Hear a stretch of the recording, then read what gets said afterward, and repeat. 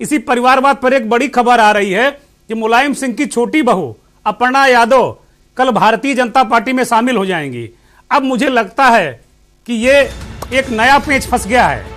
कल बीजेपी में शामिल होंगी मुलायम सिंह यादव की छोटी बहू अपर्णा यादव। वे उनके छोटे बेटे प्रतीक यादव की पत्नी हैं और इधर काफी दिनों से खबरें आ रही थी कि क्या अपर्णा यादव भारतीय जनता पार्टी में जाएंगी। अपर्णा यादव भी कभी कैंट से चुनाव लड़ी हैं और कैंट के दावेदार भी हैं। हालांकि कुछ लोग कह रहे हैं कि वो अमेठी से भी फील्डिंग सजा रही हैं अपनी चुनाव लड़ने के लिए। लेकिन अगर अपर्णा यादव ही बीजेपी से टिकट की बात कर देती हैं, दावा कर देती हैं, तो ये रीता बहुगुणा जोशी के लिए एक अलग तरीके का पेच है। कुल मिलाकर ये अजीब स्थिति आ गई। लेकिन ये अपने आप में उत्तर प्रदेश की राजनीति की बहुत बड़ी खबर है, बहुत बड़ी खबर उत्तर प्रदेश की राजनीति की। कि एक बार जिस बात को लेकर परिवारवाद की हम बात कर रहे थे, एक परिवार में अब एक और फूट पड़ती नजर आ रही। पिछले चुनावों से पहले 2016 में शिवपाल यादव अलग हुए और 2022 के चुनाव से ठीक पहले अब अपर्णा यादव ने अपनी राजनीतिक रास्ते अलग कर लिए हैं, ऐसी खबरें हैं। इस तरह की खबरें आ रही हैं कि समाजवादी पार्टी से टिकट ना मिलने के कारण, मतलब ये तय हो गया कि अखिलेश यादव राजनीतिक रूप से सक्रिय, अपने भाई प्रतीक की पत्नी को कोई भाव नहीं दे रहे हैं। हालांकि अपर्णा सार्वजनिक रूप से अखिलेश यादव का हरदम सम्मान करती रही हैं और हरदम वो अखिलेश यादव के खिलाफ किसी प्रकार का बयान देने से बचती रही हैं। हमारे लखनऊ के ब्यूरो चीफ दिनेश त्रिपाठी जुड़ गए हैं। दिनेश, 2-3 दिन पहले आप चर्चा कर रहे थे कि अपर्णा यादव भी जा सकती हैं, वो खबर पर मोहर लगती नजर आ रही है। जी बिल्कुल सर, आपको बता दें कि मुलायम सिंह यादव 2 दिन पहले समाजवादी पार्टी के मुख्यालय जाते हैं और उनको पता होता है कि अखिलेश यादव कार्यालय में बैठे हैं। तो मुलायम सिंह यादव जैसा शख्स अपने बेटे से मिलने के लिए कार्यालय जाता है और जैसे ही अखिलेश यादव को पता चलता है कि नेताजी आ रहे हैं और किस विषय पर बात, अखिलेश यादव को केवल और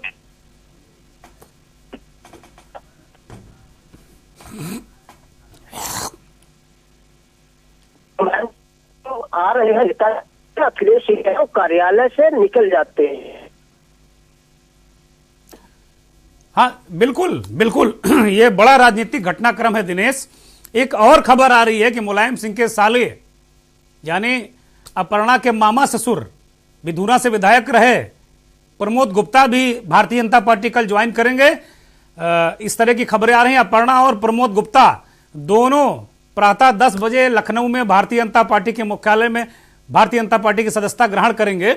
2017 में योगी की सरकार बनने के बाद कई बार अपर्णा यादव गोरखपुर गई, योगी से मिली, मुख्यमंत्री जो है उत्तर प्रदेश के, और जो वो गौशाला चलाती हैं लखनऊ के निकट, वहां भी उन्होंने योगी जी को आमंत्रित किया। तो कुल मिलाकर भारतीय जनता पार्टी से रिलेशन कहें, उन्होंने कहा कि भाई योगी जी से हमारे पर्सनल रिलेशन है, वो पार्टीगत नहीं था। लेकिन अब 5 साल जब बीते और उनको लगा कि अब शायद नेताजी भी उन्हें समाजवादी पार्टी का टिकट ना दिला पाए, तो मुझे लगता है कि उन्होंने अपनी राहें अलग कर ली। एक तरीके से जो परिवारवाद पर हम बात कर रहे थे कि नए तरीके का परिवारवाद, परिवारवादी पार्टियां, समाजवादी पार्टी से इसी दौरान जब हम परिवारवाद पर बात कर रहे थे, एक बड़ी खबर आ गई कि अपर्णा यादव, ये बहुत बड़ी खबर है उत्तर प्रदेश की राजनीति की, कि मुलायम के छोटे बेटे प्रतीक यादव की पत्नी अपर्णा यादव और मुलायम सिंह के साले प्रमोद गुप्ता भारतीय जनता पार्टी की सदस्यता कर ले सकते हैं। मुझे लगता है दिनेश त्रिपाठी से संपर्क टूट गया। दिनेश जुड़े हुए हैं, हमारे सहयोगी बता रहे हैं कि दिनेश जुड़े हुए हैं। दिनेश, ये क्या गुणागणित है? पिछले चुनाव से पहले शिवपाल यादव अलग हुए, इस बार शिवपाल यादव आ गया है, आकर मिले, हाथ मिलाया, चर्चा कर रहे हैं। आज भी शिवपाल अखिलेश के पास गए थे। क्या शिवपाल आज अपर्णा की बात तो नहीं करने गए थे दिनेश?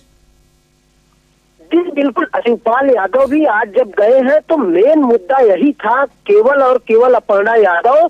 उसके साथ साथ अखिलेश यादव और शिवपाल यादव के जब बीच बात हुई थी, 6 सीटों के लेके बात हुई थी, तो ऐसी सूचना आ रही कि अखिलेश यादव केवल और केवल 1 सीट देने के लिए राजी है। अपर्णा यादव की बात करेंगे तो अपर्णा यादव के साथ धर्मेंद्र यादव के भाई जो पिछली बार 2017 में सरोजनी नगर विधानसभा से प्रत्याशी भी रहे हैं, वो उनके मामा प्रमोद गुप्ता सहित करीब दर्जनों समाजवादी पार्टी कुनबे के घरेलू जिनके खून के रिश्ते हैं वो 12-13 लोग ऐसे हैं, 1 दर्जन के करीब, वो कल समाजवादी पार्टी छोड़कर भारतीय जनता पार्टी की सदस्यता ले सकते हैं। ऐसा बताया जा रहा है कि मुलायम सिंह अंतिम कड़ी थे या अंतिम विकल्प थे कि मुलायम सिंह यादव कहने पे ही अपर्णा यादव अभी तक रुकी थी, अन्यथा ज्वाइनिंग करीब 2 दिन पहले ही हो जाती। लेकिन अब जब अपर्णा यादव के लग गया कि मुलायम सिंह यादव भी असमर्थ है मुझे टिकट दिलाने में, हमारे ससुर जी भी असमर्थ हैं, तो अब अपर्णा यादव का भाजपा में जाना तय माना जा रहा है। अखिलेश यादव किसी भी तरह से, ऐसा सूत्र समाजवादी पार्टी सूत्रों का दावा है कि अखिलेश यादव किसी भी तरह से मानने को तैयार नहीं है अपर्णा यादव को टिकट देने के लिए। बहुत शुक्रिया दिनेश, नजर बनाए रखिएगा।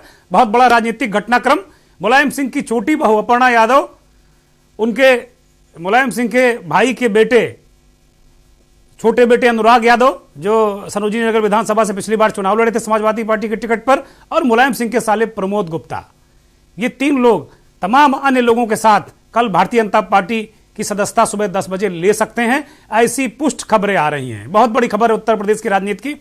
बिलाल साहब, पहली प्रतिक्रिया आपकी। देखिए, ये साबित करता है कि मुलायम सिंह परिवार अभी भी संयुक्त रूप से राजनीतिक परिस्थितियों के लिए एकजुट नहीं है। एक पुरानी कहावत है कि when you are going to fight your house shall be in order.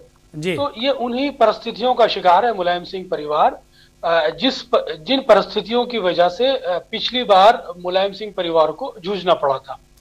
ऐसे बहुत कम उदाहरण है कि जब आप एक विपक्ष में बैठकर सत्ता पक्ष के खिलाफ एक बहुत बड़ी भूमिका में हो और उस भूमिका का निर्वाह करने जा रहे हो, ऐसे में जब आपके परिवार से कोई छोड़कर दूसरी पार्टी में जाता है तो यकीनन ये एक सेटबैक ही माना जाता है। जी अमित, ये परसेप्शन नहीं बनेगा अखिलेश यादव के खिलाफ कि वो अपने परिवार के लोगों को एकत्र नहीं कर पाए जैसा पिछली बार हुआ था?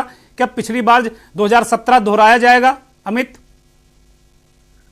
देखिए, सबसे बड़ी चीज है कि जो परसेप्शन बनेगा वो अलग इशू है, वो तो बनेगा ही, इसमें कहीं कोई दो राय नहीं। लेकिन उनके अपनी पार्टी के तमाम नेता एक बार फिर लामबंद हो जाएंगे, क्योंकि जब शिवपाल यादव बाहर थे तो हमने दिल्ली में देखा कि तमाम सांसद जो समाजवादी पार्टी के, चाहे वो राज्यसभा को या लोकसभा को, वो लगातार अखिलेश यादव पे दबाव बनाने की कोशिश कर रहे थे कि शिवपाल के साथ गठबंधन होना चाहिए, शिवपाल से बात होनी चाहिए।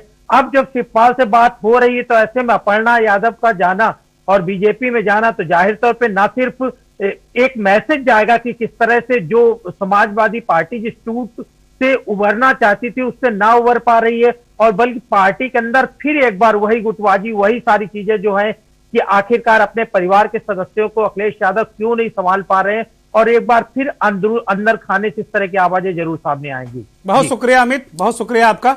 बिलाल साहब, कुल मिलाकर जो हम परिवारवाद की बात कर रहे हैं, परिवारवाद की जो चीजों को लेकर कह रहे हैं भाई अलग अलग तरीके का परिवारवाद है, हम परिवारवाद की चर्चा ही कर रहे थे। रीता बहुगुणा जोशी ने एक परिवारवाद के नई डेफिनेशन दे दी कि भाई मुझे हटा दो, मुझे इस्तीफा ले लो, मेरे बेटे को रख लो। अब यहाँ तो जिन परिवारों की दुहाई दी जाती है कि भाई वो परिवारवाद के सबसे बड़े पोषक हैं, मुलायम सिंह का परिवार, वहाँ अभी एकता हुए कुछ ही दिन हो रहे थे कि एक और फाड़ होने जा रहा है।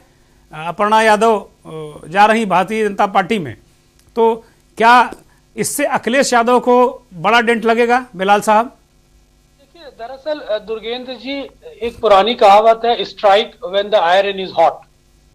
तो जहां तक रीटा बहुगुणा जी का ताल्लुक है, वो उन परिस्थितियों का फायदा उठाना चाहती हैं जहां पर वो प्रॉपरली बार्गेन कर सके। देश की ऐसी कोई पार्टी नहीं बची है आज की तारीख में जो परिवारवाद से ग्रस्त ना हो। Bharatiya Janata party, Congress party, Samajwadi party या तृणमूल कांग्रेस या फिर बहुजन समाज पार्टी, ये सभी पार्टियां परिवारवाद से ग्रस्त हैं। लेकिन सवाल यह खड़ा होता है कि आप अपने बच्चों के लिए किन परिस्थितियों में टिकट मांगते हैं। अभी जब मोदी जी ये परिभाषित करते हैं परिवारवाद को कि किसी नेता के बच्चे अगर पार्टी में है और वो टिकट मांगते हैं तो उस आधार पर तो रीटा बहुगुणा को बच्चे को टिकट दे देना चाहिए। सवाल ये नहीं है, सवाल ये है कि आप किन परिस्थितियों में अपने बच्चों के लिए टिकट मांगते हैं। उन परिस्थितियों के कारण परिवारवाद का मुद्दा सामने आता है। बिलाल साहब बहुत महत्वपूर्ण बात, एक बहुत महत्वपूर्ण सवाल आपसे पूछ रहा हूं बिलाल साहब, वो उन कार्यकर्ताओं का क्या होगा जो बेचारे पीढ़ियों झंडा डंडा एजेंडा लेकर चलते हैं। ये नेता तो ऐसे ही अपनी जो वंश बेल है वो रोपते जाएंगे, वो बड़ी होती जाएगी, कार्यकर्ता मरता जाएगा, लाठी खाता रहेगा, झंडा ढोता रहेगा, डंडा ढोता रहेगा, एजेंडा ढोता रहेगा, गली चौराहे पे हाथापाई करता रहेगा। देखिए, मैं इसी और इशारा कर रहा था कि अगर आपके बच्चे राजनीतिक पार्टी में सक्रिय हैं तो इस चीज का तो संज्ञान खुद उस राजनीतिक पार्टी को लेना चाहिए। आपको तो इस संबंध में कुछ कहने की जरूरत ही नहीं होनी चाहिए। मैं इसलिए आपको बात कह रहा हूं कि जिन परिस्थितियों में आप टिकट मांगते हैं उन परिस्थितियों के माध्यम से आप पार्टी हाईकमान को या पार्टी नेतृत्व को ब्लैकमेल करके टिकट हासिल करते हैं। इसलिए ये नाजुक परिस्थितियों में टिकट मांगने के चलते ये मुद्दा उछल जाता है। रहा सवाल आम कार्यकर्ता का, तो इस संबंध में पार्टियों को ही एक स्पष्ट नीति बनाकर आगे आना चाहिए। जब तक पार्टियां इस संबंध में स्पष्ट नीति नहीं बनाएंगी कि एक परिवार से एक व्यक्ति को टिकट मिलना चाहिए, तो तब तक इस समस्या से सभी पार्टियां जूझती रहेंगी। देखिए, हर नियम का एक अपवाद होता है, लेकिन अपवाद अक्सर नियम नहीं होते। ये बात ठीक है कि बहुत विषम परिस्थितियों में आप किसी को टिकट दे सकते हैं, लेकिन ये परिस्थितियों का जो चैलेंज है ये ऐसा ना हो कि ये अपने आप में एक नियम बन जाए। तो इन चीजों का ध्यान रखना चाहिए कि नियम का अपवाद जरूरी है, लेकिन ऐसा ना हो कि अपवाद ही नियम बन जाए। बहुत शुक्रिया बिलाल साहब, बहुत शुक्रिया तमाम बातें हमारे दर्शकों को बताने के लिए, हमसे साझा करने के लिए। बहुत शुक्रिया बिलाल साहब आपका।